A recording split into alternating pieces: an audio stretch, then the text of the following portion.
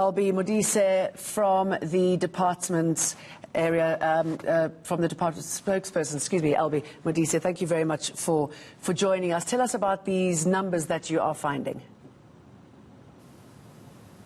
Well, Jane, good morning and welcome. Thanks for this opportunity.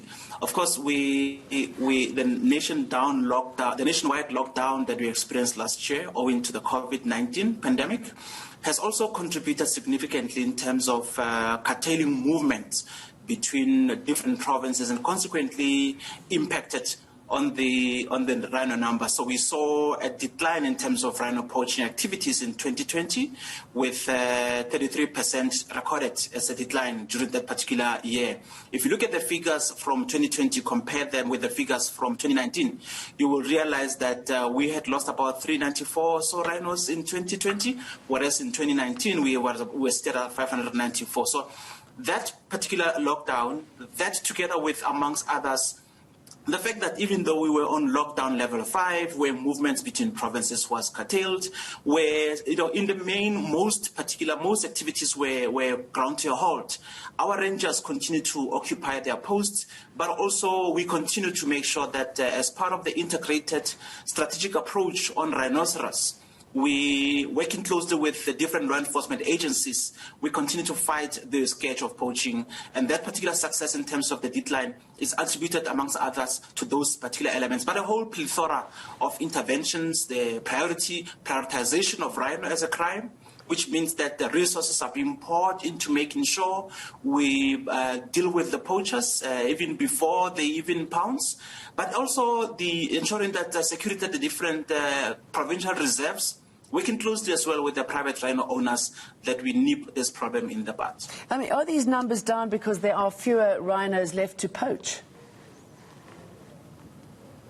Look, the brutal truth is that over the past few years, we've been seeing the decline in terms of the rhino population, and I think that information is also contained in the SANParks annual report. But there are a whole lot of other areas or reasons that are behind it. So population growth is affected by a wide array of elements. We know one of those would be we've just come out of a very devastating drought, which impacted on the population growth. But also the other element is the fact that if you're dealing with poachers, the rhino population, their social structure as groups of rhinos gets disrupted by a poacher. So when the mother is killed, the babies are left to fend for themselves on their own, and they are left vulnerable.